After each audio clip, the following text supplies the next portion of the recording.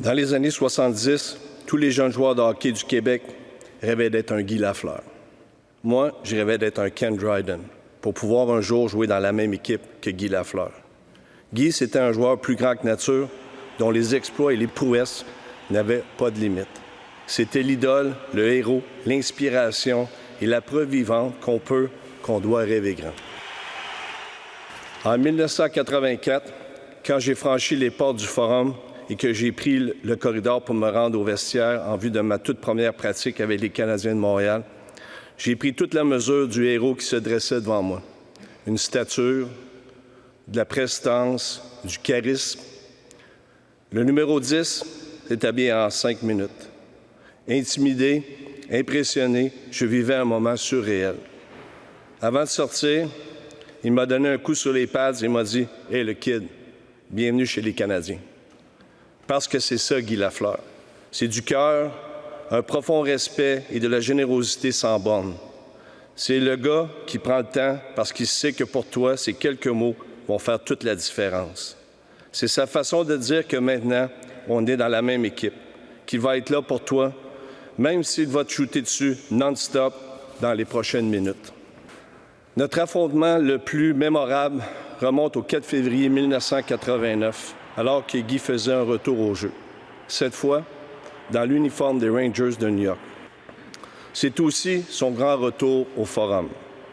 Dès l'échauffement, la foule était en délire et scandait son nom, une soirée magique.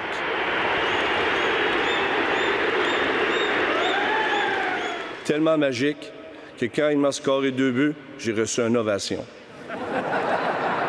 Ce soir-là, j'ai vu un héros revenir à la maison, retrouver ses partisans et recevoir cette immense dose d'amour avec beaucoup d'humilité.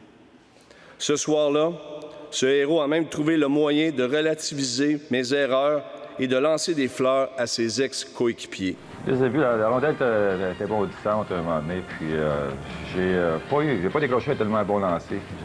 J'ai manqué mon lancer. Une chance. Heureusement que j'aurais pas compté. Mais non, c'était... Je pense que ça a surpris Patrick. Ce soir-là, au Forum, on a tous réalisé à quel point il nous avait manqué.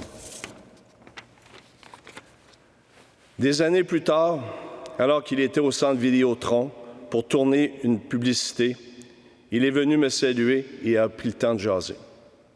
Comme il l'a fait dans le vestiaire en 1984, c'était sa façon de venir donner un coup sur les pads d'un ancien. C'était sa façon de prendre soin des siens, de nous rappeler que même si on n'est que de passage dans une équipe, l'appartenance, l'amitié et la fierté perdurent bien au-delà d'une saison de hockey. Depuis l'annonce de son grand départ, les éloges se multiplient. Et clairement, la moitié de la population du Québec a une photo avec Guy Lafleur. Parce que Guy, c'est aussi ça. Une générosité hors du commun, un franc-parler et de l'authenticité, le respect profond des fans, ce souci de redonner, de s'intéresser réellement à l'autre et de prendre cet instant qui fait toute la différence. Je peux vous dire que même nous, les anciens, on a notre photo avec Guy Lafleur. On a encapsulé ce moment où il a pris le temps, où il nous a écoutés, conseillés ou soutenus. Comme pour se rappeler qu'au final, c'est l'équipe avant tout. Guy, quand je me replonge dans ses souvenirs, je réalise que notre relation aura été à l'image d'une game de hockey de 3 périodes marquantes. Comme coéquipier, comme adversaire sur la glace et comme ancien. Devant le vide immense que crée ton départ, j'avoue que j'aurais bien pris une prolongation. Mais je comprends que tu gardes ça pour le monde en haut. Au-delà des statistiques, des prouesses et des exploits, on prend aujourd'hui toute la mesure de ton legs et des valeurs de cœur que tu as insufflées à des générations. Repose en paix, mon ami. Tout le monde ici sait que tu es un vrai.